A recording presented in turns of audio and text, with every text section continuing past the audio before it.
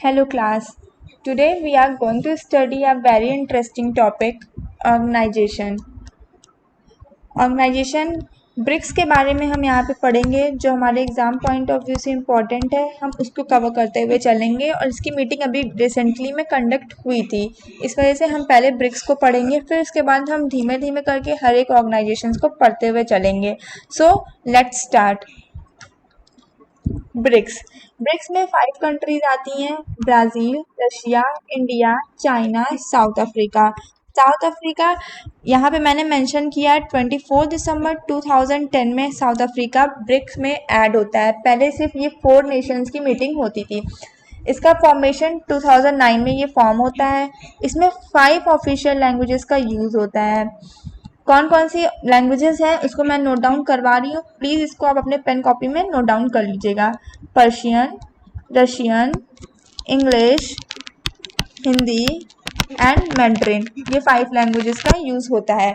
ये इम्पॉर्टेंट है, आपको इसको एमसीक्यू के फॉर्म में एग्ज़ाम में पूछा जा सकता है। इसकी पहली मीटिंग 2009 रशिया में होती है।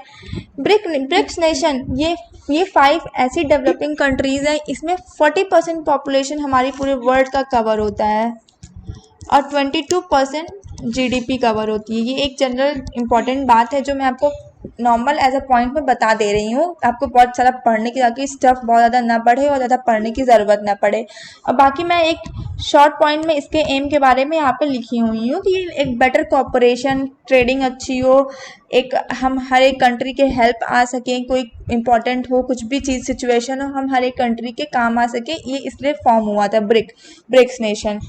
ब्रिक पहले ये फोर कंट्री हुआ करती थी। ये 4 कंट्री का नाम है, ये पहले इन्होंने जिम ओ नील ने दिया था इन 2001 में। इन्होंने पहले इसका नाम दिया था कि ब्रिक हम एक फॉर्म करते हैं।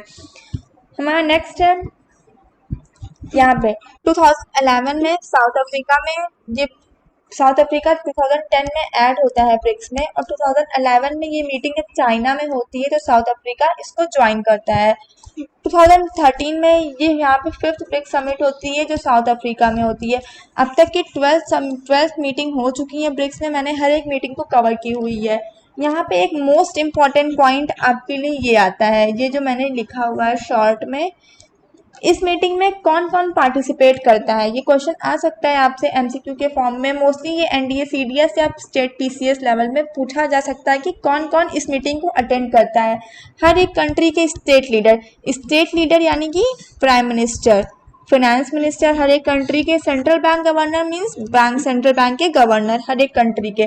जैसे इंडिया में Shaktikanta Das, finance minister India की निर्मला सीतारमन, एज यूजल आप प्राइम मिनिस्टर तो जानते ही हैं नरेंद्र मोदी। ये लोग इस मीटिंग को अटेंड करते हैं। ये 3 मेंबर्स होते हैं जो इस मीटिंग को अटेंड करते हैं। नेक्स्ट स्लाइड ये है एनडीबी, न्यू डेवलपमेंट बैंक। ये फॉर्म होता है ब्रिक्स नेशन इसको फॉर्म करते हैं, इस बैंक को। इट मीन्स ये नहीं है कि ब्रिक्स नेशन फॉर्म करती है तो ये बैंक खाली ब्रिक नेशन के लिए ही काम करती हो। ये चीज़ एकदम गलत है कि ये खाली ब्रिक्स नेशंस के लिए काम करती है। ये हर एक डेवलपिंग कंट्रीज़ को लोन प्रोवाइड करती है। ये चीज़ आपको स्टेटमेंट के फॉर्म में पूछा जा सकता है कि ये खाली ब्रिक्स नेशंस की हेल्प करती है या हर एक डेवलपिंग कंट्रीज़ की। एनडीबी, न्यू डेवलपमेंट बैंक, ये हर एक डेवलपिंग कंट्रीज़ को लोन प्रोवाइड करती है। ये फॉर्म कर होता है ब्रिक्स नेशंस के द्वारा इस्टेब्लिश्ड। ये फॉर्मेशन कब हुआ था? 2014 में फॉर्म हुआ था। ये एसएससी रेलवे में पूछा जा सकता है कि कौन से ब्रिक्स की समिट थी जब एनडीबी फॉर्म हुआ था। 6 ब्रिक्स समिट थी। फॉर्जिला ब्राज़ील में ये समिट हो रही थी। 6 समिट ब्राज़ील में कंडक्ट हुई थी, उस टाइम एनडीबी का फॉर्मेशन होता है। ये आपके लिए इम्पोर्टेंट है। इसका हेडक्वार्टर कहाँ है? संघाई, चाइना। ये चीज़ भी आपके लिए बहुत इंपॉर्टेंट है क्योंकि एज यूजुअल स्टूडेंट बीजिंग और संघाई में कंफ्यूज होते हैं कि बीजिंग में है कि संघाई में, क्योंकि दोनों ही जगह चाइना में आती है, लेकिन इसका हेडक्वार्टर संघाई चाइना में। इसके फर्स्ट प्रेसिडेंट केवी कामथ रह चुके हैं। इसके प्रेजेंट में इसके प्रेसिडेंट मार्कोस ट्रोजियो इसके प्रेसिडेंट है। एनडीबी ये हर एक फील्ड में लोन देता है, ट्रांसपोर्ट के फील्ड में, हर एक फील्ड में लोन देता है। यहाँ पे मैंने लिखा भी हुआ है, NDB is planning to give a priority to project aimed at developing renewable energy resources. यहाँ पे जो इंपॉर्टेंट पॉइंट्स है उसको मैंने लिखा हुआ है। हर एक कंट्री के इंफ्रास्ट्रक्चर के फील्ड में लोन देता है, ट्रांसपोर्ट के फील्ड में लोन देता है। ये एनडीबी के लिए बस इतने ही इंपॉर्टेंट पॉइंट्स हैं जो यहाँ पे लिखा हुआ है। नेक्स्ट हमारा है एनडीबी। नेक्स्ट हमारा यहाँ पे इम्पॉर्टेंट है ये चीज़, हमारी अब तक की जितनी भी समिट्स हैं वो हर एक चीज़ मैंने यहाँ पे नोट डाउन की हुई है। जैसे कि 2009 में जब ये फॉर्म हुआ था तो इसकी फर्स्ट समिट ब्राज़ील में हुई थी, रशिया में हुई थी। 2010 में इसकी समिट ब्राज़ील में हुई थी। एक इम्पॉर्टेंट पॉइंट है, 2012 में फोर्थ समिट इंडिया में हुई थी। यहाँ पे इस टाइम प्राइम मिनिस्टर कौन थे? मनमोहन सिंह थे इस टाइम प्राइम मिनिस्टर। 2013 में साउथ अफ्रीका में होती है, क्योंकि 2010 में साउथ अफ्रीका ऐड होता है और 2011 में साउथ अफ्रीका चाइना में ये मीटिंग होती है। 2011 में साउथ अफ्रीका इस मीटिंग को अटेंड करता है और 2013 में ये साउथ अफ्रीका में होता है। 14 में ब्राज़ील में होता है, 17 चाइना में ये होता है। एक इम्पॉर्टेंट पॉइंट है, लास्ट टू लास्ट ईयर का ये इम्पॉर्टेंट है। 2019 में ये ब्राज़ील में होती है 11 समिट। इसको ब्राज़ील डिक्लेरेशन के नाम से जाना जाता है।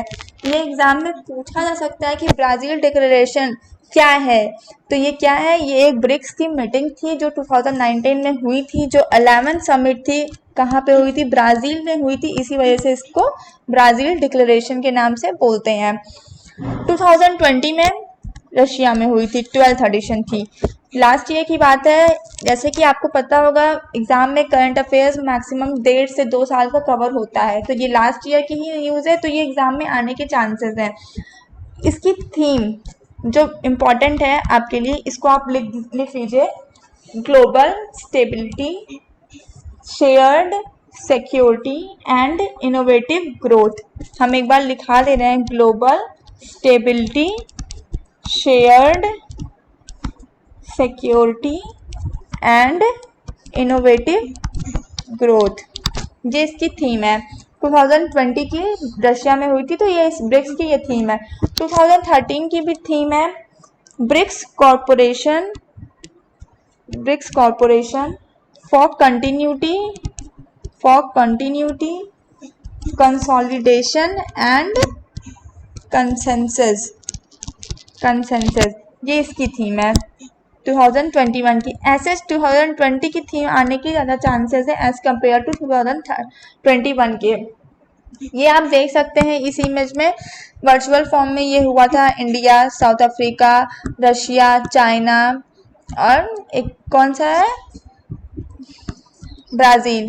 ये 5 कंट्री का यहाँ पे ये वर्चुअल फॉर्म में इस ईयर की ये मीटिंग हुई है यहाँ पे। ऐसे मैंने हर एक पॉइंट को इसमें कवर कर दिया है जो आपके एग्जामिनेशन पॉइंट ऑफ व्यू से इम्पोर्टेंट है। मोस्टली मैंने हर एक शॉर्ट में हर एक चीज़ को बताया हुआ है, बस मैंने उतना ही बताया जो आपके एग्जाम पॉइंट ऑफ व्यू से इम्पोर्टेंट है। फालतू चीज़ें नहीं बताई, क्योंकि जो एग्जाम में आनी ही नहीं है उसको क्या करेंगे पढ़ लिख के। तो इतना ही है। अगर आपको ये वीडियो अच्छा लगता है आप प्लीज़ इसको लाइक, शेयर एंड सब्सक्राइब ज़रूर करिएगा। ये क्लास है हमारा ब्रिक्स के बारे में। इसमें आप देख सकते हैं ब्राज़ील का 9% जीडीपी ग्रोथ के बाद लिखा हुआ, हर एक कंट्री की कितनी, रशिया की 8%, इंडिया की 14%, चाइना की 68%, साउथ अफ्रीका की 1.7%। ऐसे इसमें मोर डोमिनेटिंग चाइना ही लगता है। जब ये ब्रिक्स नेशन फॉर्म हुआ था तो सबकी नज़रें थी इस पर कि हाँ इसमें कुछ अलग होगा, ट्रेड मतलब अच्छी चीज़ें होंगी। लेकिन एक प्रॉब्लम यहाँ पे ये आई कि ये जो 5 नेशन है ये एक दूसरे से बहुत ही ज़्यादा डिस्टेंस पे है। ऐसे उतने अच्छे काम नहीं हो पा रहे जितना लोगों ने सोचा था कि हाँ इतने अच्छे काम होंगे। लेकिन एज नॉर्मली हमारे लिए मतलब ठीक है, लेकिन इसकी मीटिंग हर एक साल कंडक्ट होती है, इसमें कोई गैप नहीं, कुछ नहीं। ऐसे आप देख सकते हैं चाइना इसमें मोर डोमिनेटिंग है, फिर इंडिया है, साउथ अफ्रीका एज यूजुअल उतनी डेवलपिंग नहीं है, ब्राज़ील नॉर्मल सी है, रशिया भी नॉर्मल, जीडीपी आप फिर पूरी ग्राफ आपके सामने ही है। तो thank you so much for this. अगर आपको ये चीज़ें टॉपिक समझ में आया हो, आपको इम्पोर्टेंट लगा हो, आपके लिए हेल्पफुल हो, तो please like, share and subscribe. Thank you so much.